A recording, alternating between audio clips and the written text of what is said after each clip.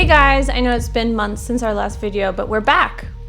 Wait, what are you doing here? We broke up in our last video.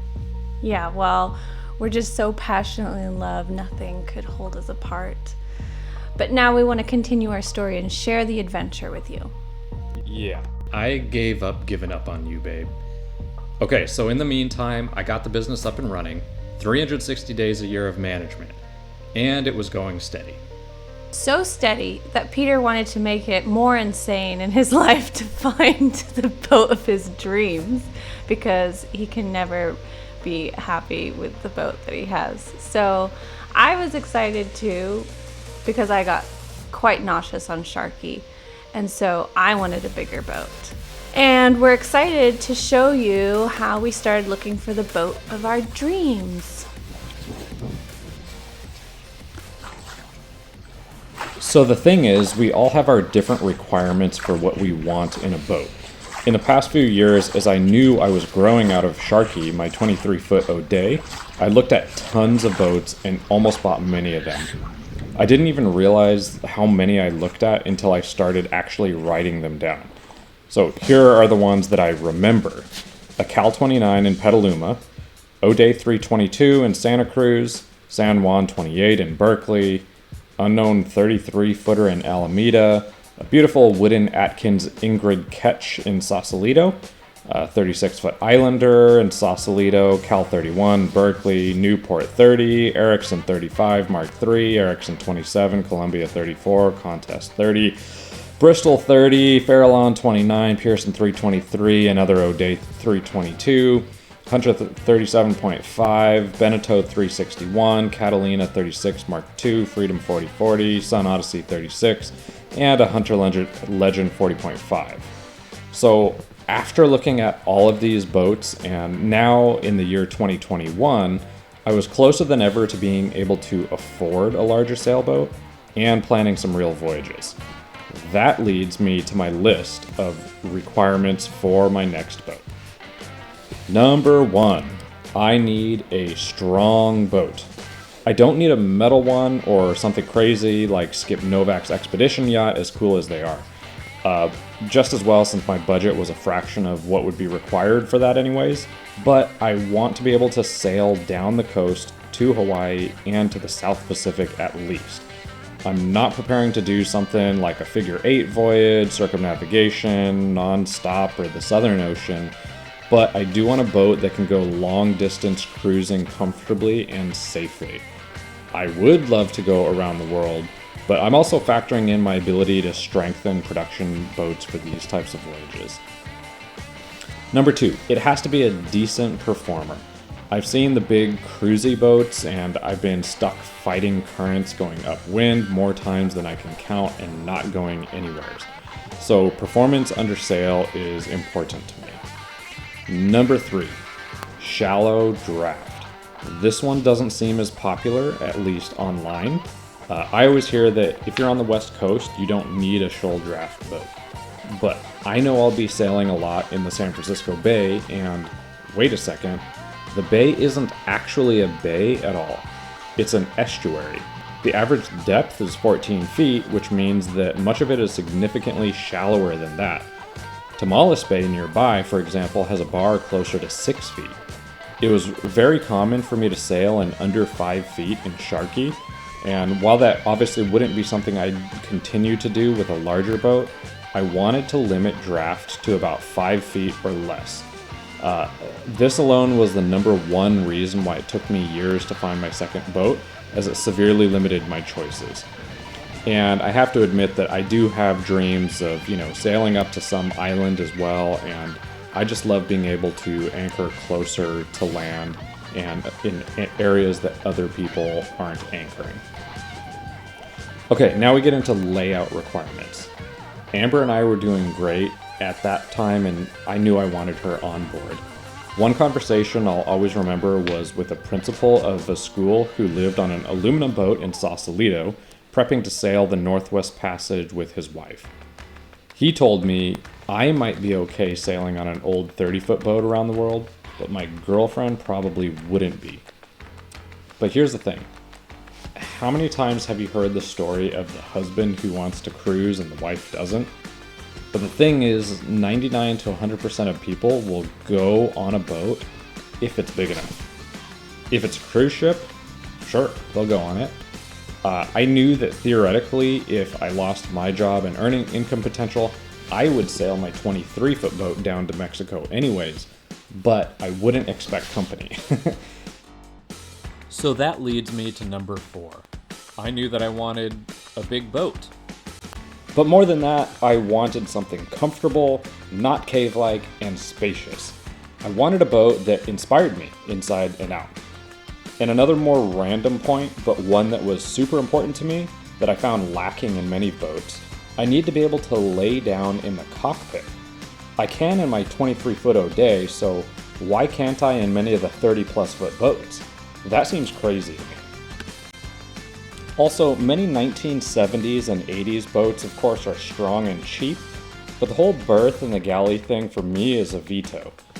It seems to me like the late 80s and 90s is when the accommodations start to feel more modern. So I wanted an aft cabin to have at least 2 separate sleeping quarters for guests. Also, the galley amidships just doesn't feel right to me.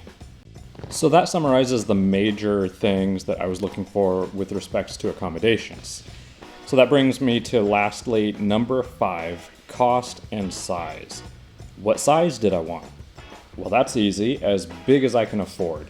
For me, ideally, that meant less than $50,000 or more, especially if I financed at a good rate. I wanted to push for 35 to 40 feet.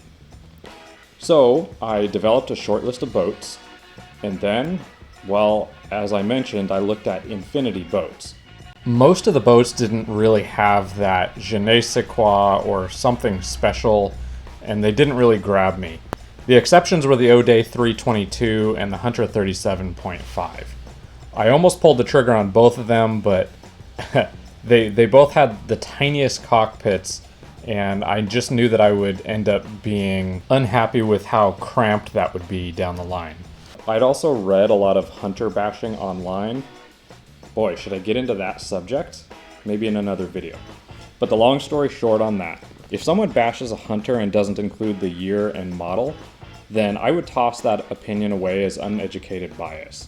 Their boats changed markedly from the 80s, 90s, and 2000s, often from model to model. So after finding the 37.5, which was almost everything I wanted, fast, pretty, at least on the inside, decent build quality, shoal draft, aft cabin, nice galley, I stumbled on the Legend 40.5. Wow, the pictures looked absolutely amazing online. I found one in Portland, Oregon, and in Southern California. I called them all up to try to negotiate, but the price was sky high, close to $100,000. So after driving Amber crazy looking at boats, finally, I stopped looking. I bought a new rudder for Sharky and decided that I'd live with it and keep saving and go sailing. Just a few months later, in late summer 2021, I got a call back from the broker. The 40.5 in Scappoose, Oregon was still on the market. Was I interested? I made the 11-hour drive. I slept in the back of my pickup. Well, slept is a bit of an overstatement. But I finally got there, and I remember walking up to the dock.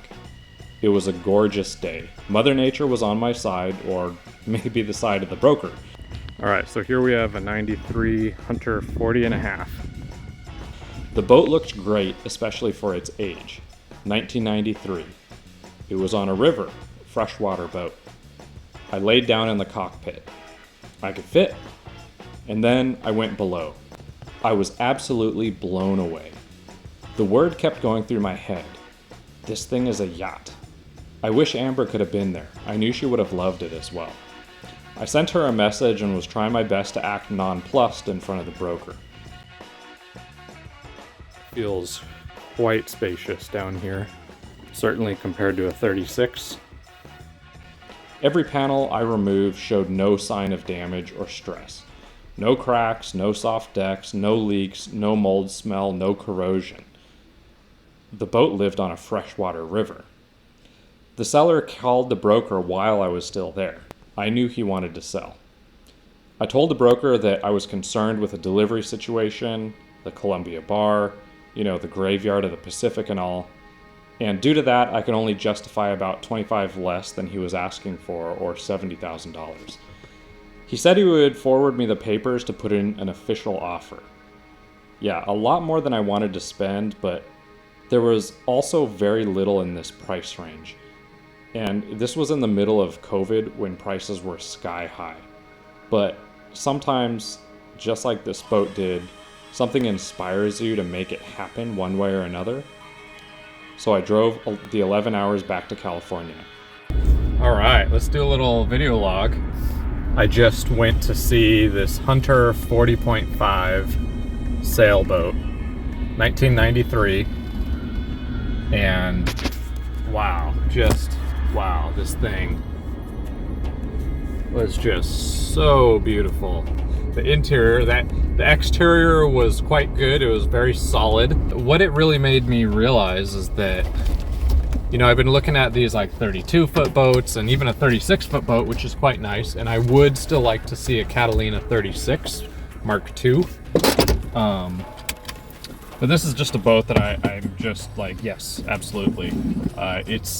My only concern is cost, if 40 feet that's a big boat, that's just a big boat, and it means big bills, of course.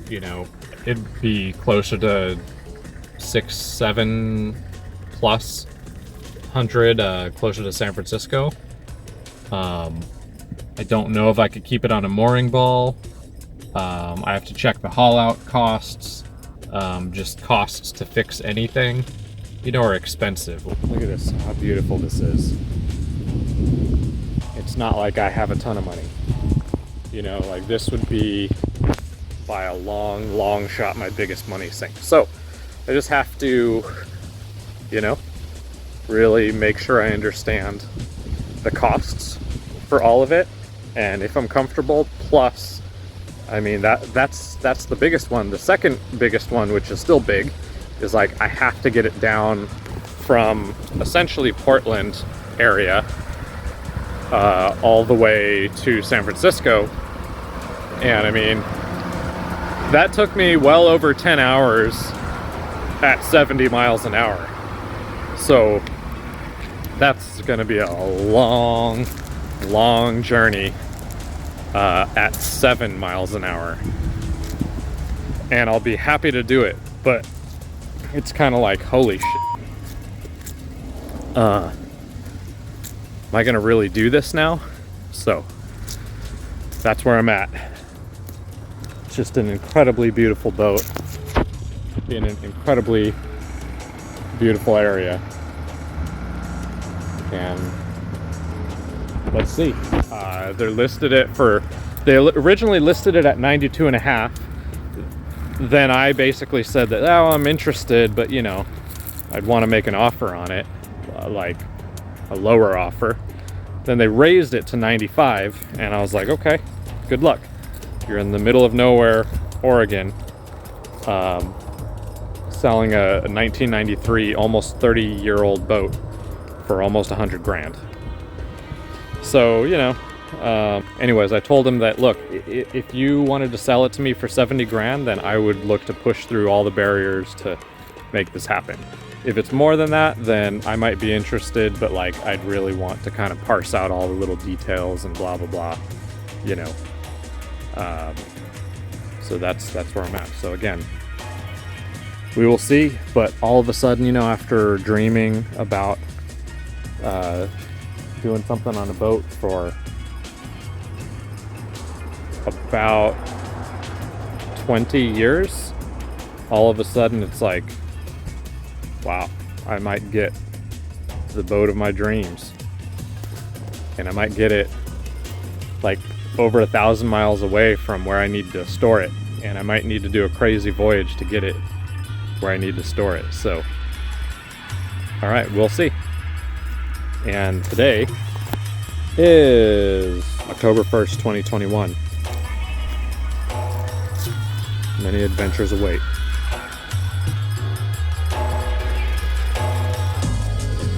Thanks so much for watching. We've got more, so stay tuned.